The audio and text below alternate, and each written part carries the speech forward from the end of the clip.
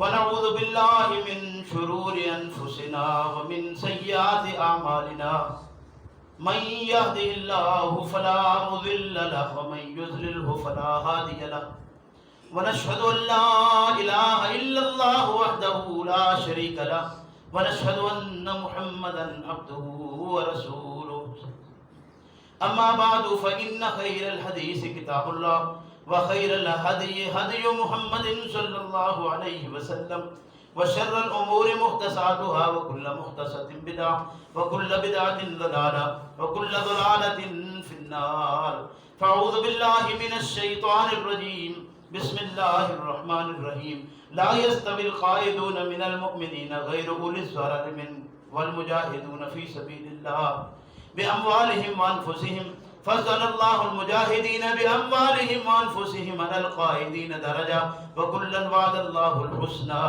وفضل الله المجاهدين على القاعدين أجرا عظيما درجات منه ومغفرة ورحمة وقال الله غفورا رحيما. میرے محترم بزرگوں بھائیوں،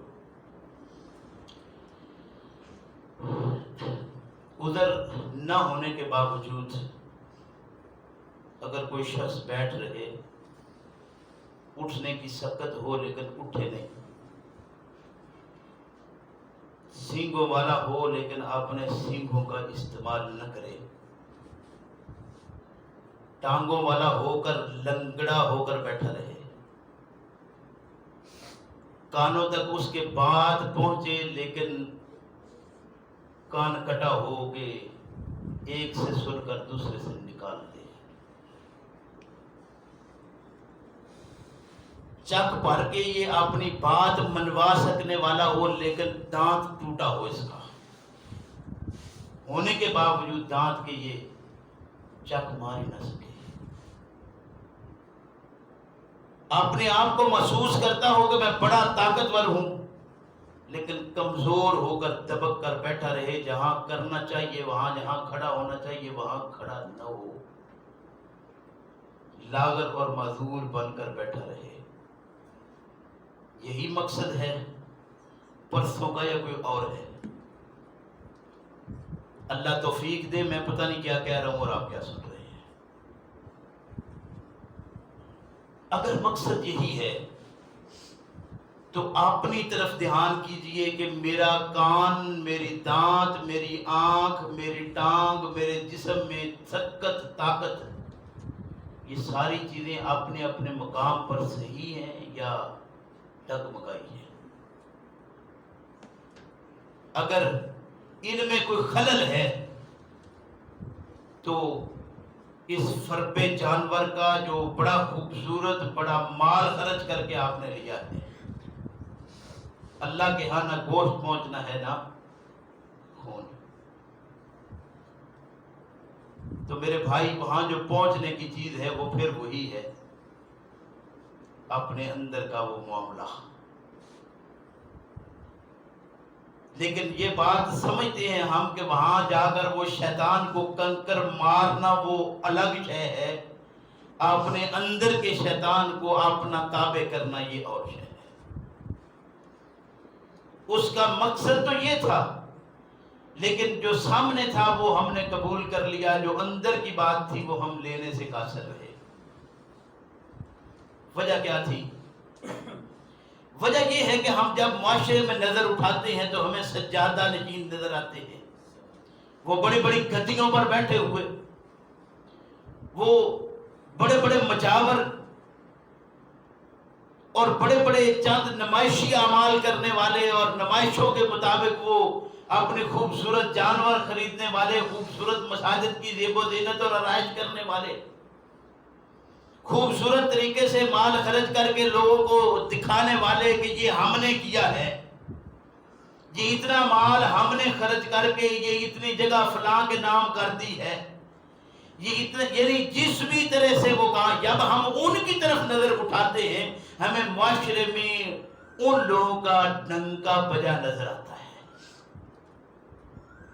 تو جب وہ نظر آتے ہیں تو پھر ہم انہی کے پیچھے بھاگتے ہیں، نہیں دیکھتے جائز کیا ہے، ناجائز کیا ہے، حلال کیا ہے، حرام کیا ہے.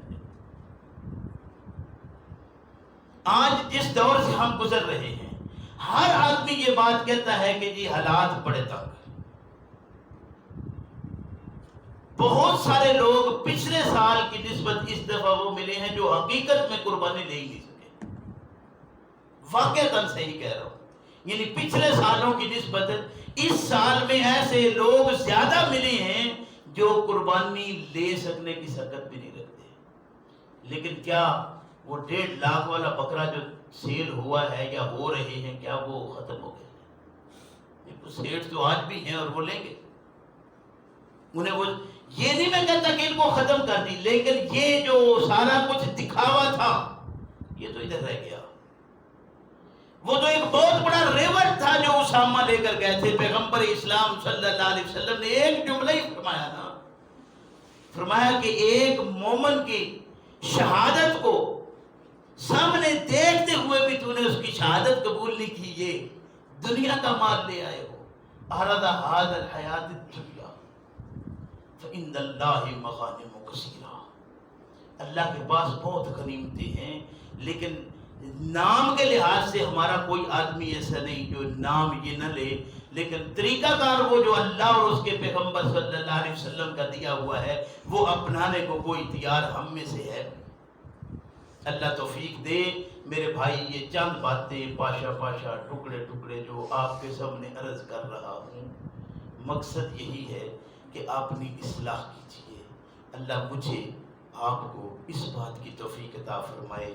اصل میں جس چیز کی ضرورت ہے وہ اصلاح ہے۔